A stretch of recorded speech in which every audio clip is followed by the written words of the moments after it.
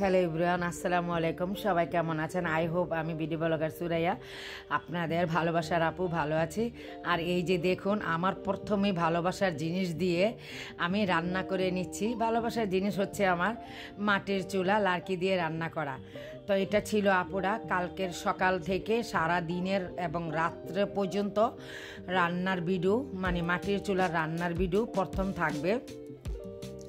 এখানে 2 দিনের ভিডিও আপুরা কালকে এবং আজকে একসাথে মিলিত করে আমি 2 দিনের ভিডিও আজকে ছেড়ে দিচ্ছি।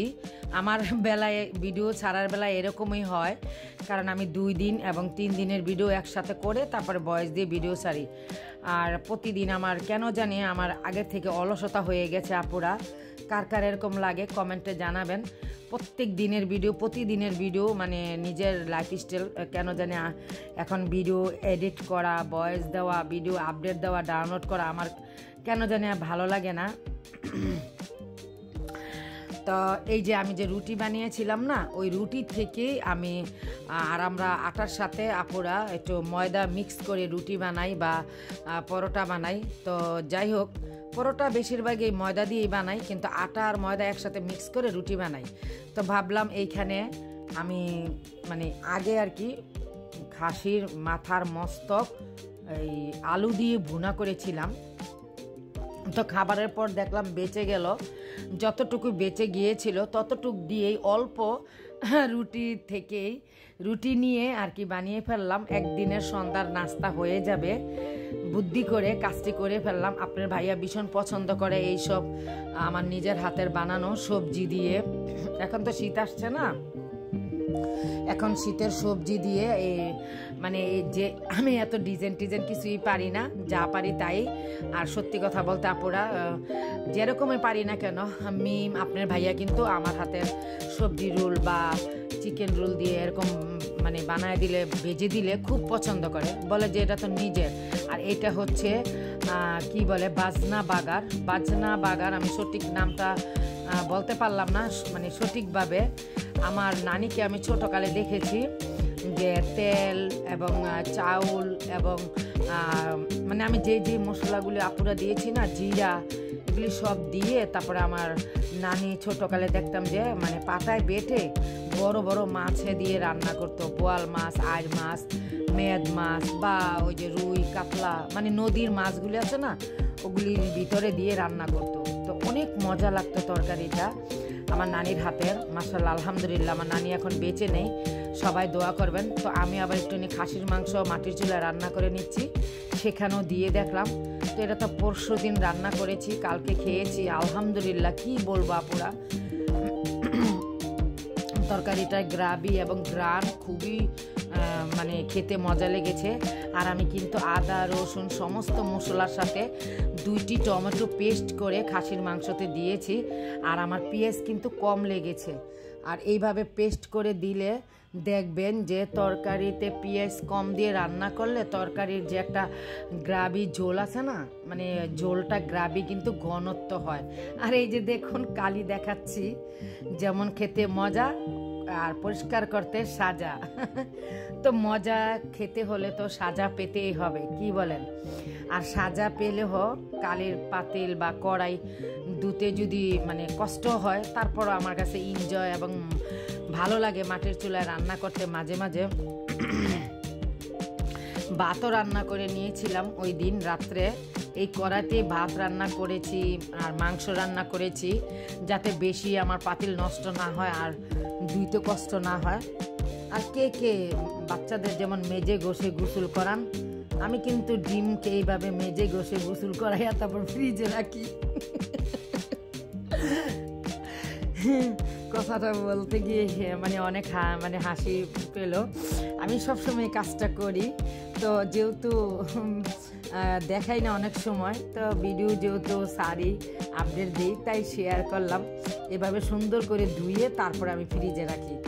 সব সময় কাজটা আমি করি ডিম আনার পর। তারপরে আস্ত মানে মুরগি যদি স্কিন সহকারে আনে আর হাঁস আনে, তখন আমি এইভাবে না, মানে একটা ভালো দিয়ে ধার ছোবা দিয়ে মুরগির স্কিনে যে কত ময়লা লেগে থাকে না, সেটা আমি মানে আগে মানে আগুনে পোড়ার আগে আর কি, আগুনে পোড়ার আগে আমি হাত দিয়ে ভালো করে ঘষে ঘষে ধুইয়ে পানিটা ঝরিয়ে তারপর হাঁস মুরগি আমি আগুনে সেকে নেওয়া পোড়া এই কাজটাও করি, কিন্তু কখনো দেখাই না ভিডিওতে। আর এত কিছু দেখাইতে গেলে কিন্তু ভিডিও বড় হয়ে যাবে, আর বড় ভিডিও দিলে তো আমার আপুরা ভাইয়ারা হয়তো দেখবে না, অল্প একটু 2-3 মিনিট দেখে চলে যাবে। সেই জন্য ভিডিও কম দেওয়ার, ছোট ভিডিও দেওয়ার চেষ্টা করি। আর এই যে এগুলি আজকে করেছি আপুরা, এগুলি আজকে সম্পূর্ণ পরিষ্কার করেছি। এত ময়লা, মানে বাহিরের ধুলায় সে দেওয়ালটা পুরাটাই ময়লায় হয়ে গেছে। তো আমি ওকে বললাম পাকের ঘরের এক সাইড ওয়াল আমার হেল্পিং মানে ডোলে ঘষে মুছে মানে পরিষ্কার করে দিচ্ছে, যেই সাইডে চুলাটা ওই ওয়ালটা করে নিচ্ছি, কারণ একটা ওয়ালের সাইড করে নিলে কি কষ্ট কম হবে, তবে আবার পরে আবার আরেকটা সাইড ওয়াল করে নিব। এইভাবে আমি 2 দিনে আমি পাকের ঘরটা পরিষ্কার করি সব সময়।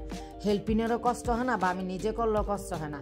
আর এই যে 4টা বক্স এখানে আছে, 200 টাকা দিয়ে নিয়ে আসছি।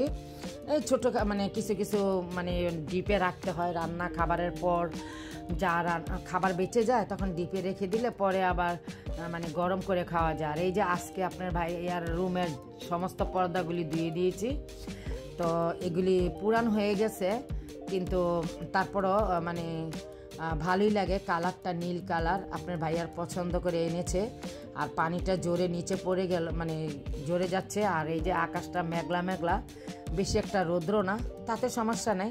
আজকে যেহেতু ধুয়ে দিয়েছি কালকে শুকিয়ে যাবে। আর পাকের ঘর পরিষ্কার করার পর এই যে দেখুন, এটা হচ্ছে আমার চুলার পাশের ওয়ালটা পরিষ্কার করে নিয়েছি। মাশাআল্লাহ আলহামদুলিল্লাহ কত সুন্দর পরিষ্কার হয়েছে। এখন নাস্তা বানাবো, সকালের নাস্তা। এটা আজকের ভিডিও আপুরা, সবাই আশা করি আমার ভিডিওটা এখানে আমার কথার ভিতরে বা বুঝিয়ে না বলার কারণে বা কথার ভিতরে কোনো ভুল ত্রুটি হলে আপনারা সবাই সুন্দর মনে ক্ষমা দৃষ্টিতে আমার ভিডিওটি দেখে নেবেন। এই যে এক পাশে আমি চা বসিয়ে দিয়েছি, আর এক পাশে আমি রুটি ভেজে নিচ্ছি। আর সাথে সাথে কিন্তু আমি সকালে আজকে অনেকগুলি রুটিও বানাইছি, দেখেন এক এক করে মানে নাস্তা। এই যে রুটিগুলো কিন্তু বানিয়েছি, যেহেতু হেল্পিং আমার পাকের ঘরের একটা ওয়াল এক সাইড পরিষ্কার করে দিয়েছে, আবার কালকে আরেক সাইড করে দিবে। আমি ওকে অনেক আদর করি, মেয়ের মতন। আমি ওকে চাপ দিই না, কোনো কাজের প্রতি চাপ দিই না যে আজকে এই কাজটা তোমার করতে হবে বা তুমি এই মানে শেষ করে দাও, মানে পাকের ঘরটা পুরাটাই শেষ করো না। ও যেভাবে করতে চায় ওইভাবে আমি ওকে মানে মানে ও করে, আমি ওকে কিচ্ছু বলি না। কারণ ওর ছেলেটা মাদ্রাসায় পড়ে, সবাই দোয়া করবেন। ও সময় মতন 1:40 মাদ্রাসা থেকে নিয়ে আসে, সেই জন্য আমি ও যেভাবে কাজ করে চলে যেতে চায় সেভাবেই আমি ওকে যেতে দিই, ওকে আমি জোর খাটাই না কখনই। আর এই জন্য ও আমাকে খুব ভালোবাসে, পছন্দ করে কাজগুলি সুন্দর মন দিয়ে করে দেয়। আর এই যে এইভাবে ব্লেন্ড করে আপুরা খেয়ে দেখবেন। এখন তো টমেটোর সিজন, মানে এখন তো টমেটোটা দাম না, সেই জন্য আমি টমেটোটা কম দিয়েছি। আর শীত যখন বেশি আসবে ইনশাল্লাহ আমি আরও বেশি টমেটো দিয়ে মানে এরকম মানে পেস্ট করে রাখবো। আর এইভাবে পেস্ট করে সমস্ত আস্ত মশলা সাথে বেশি করে টমেটো দিয়ে পেস্ট করে রাখবেন। মানে পেঁয়াজের দাম যতই বেশি হোক না কেন, এই পেস্টটা কিন্তু দিয়ে তরকারি রান্না করলেই তরকারির মানে আপনার ঝোলটা ঘনত্ব হবে, আর কোনো এক্সট্রা পেঁয়াজ দিতে হবে না। শুধু তেলের ভিতরে এই পেস্ট আপনার যতটুকু পরিমাণ দেওয়া দিয়ে দিবেন। তো আমি এই যে করে নিয়েছি, পরে আবার হলুদ এবং হলুদের গুঁড়া, ধনিয়ার গুঁড়া, জিরার গুঁড়া একসাথে অ্যাড করে আবার ব্লেন্ড করে নিচ্ছি। আর কিছুই দিতে হবে না, শুধু তেল দিয়ে পেস্ট দিয়ে রান্না করে নেবেন। আর আমি মানে বুঝাচ্ছি আপনাদেরকে যে আমার এই পেস্ট করাটা আমার কমপক্ষে মুরগির মাংস, গরুর মাংস, খাসির মাংস বা বড় মাছে আমার কয়েকদিন চলে যাবে। আর শীতের দিন আমি বেশি করে করব, তখন টমেটোর কিন্তু দাম কম থাকবে। আর টমেটোর সিজনে এরকমভাবে বেশি করে রাখবেন। বলা তো যায় না আমাদের দেশের অবস্থা, যে সামনে কি যে হয়ে আসতেছে জানি না। মানে হুটহাট করেই অনেক কিছু দাম বেড়ে যায়, তরকারি, আদা রসুন, পেঁয়াজ।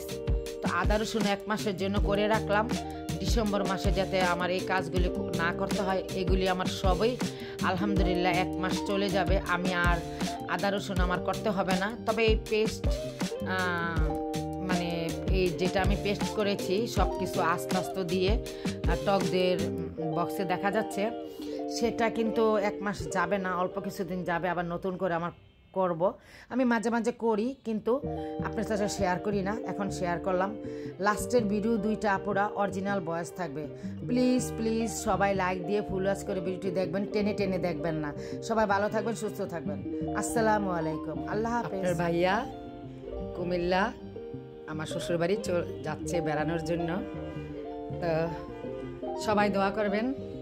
আসলে বিদায় বেলাটা খুবই মানে ভালো লাগে না, খারাপই লাগে সবারই, আমার শুধু একা না সবারই। তো দোয়া করেন সবাই আপনার ভাইয়াকে আল্লাহ পাক যেন সহি সালামতে বাড়ি পৌঁছায় দেয় আমার শাশুড়ির কাছে। আমার সালাম জানায়ও, হ্যাঁ নিজের আব্বু।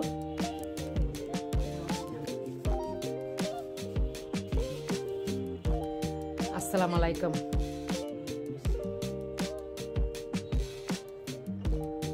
মাশাআল্লাহ সুন্দর লাগতেছে শীতের কোট পরার কারণে।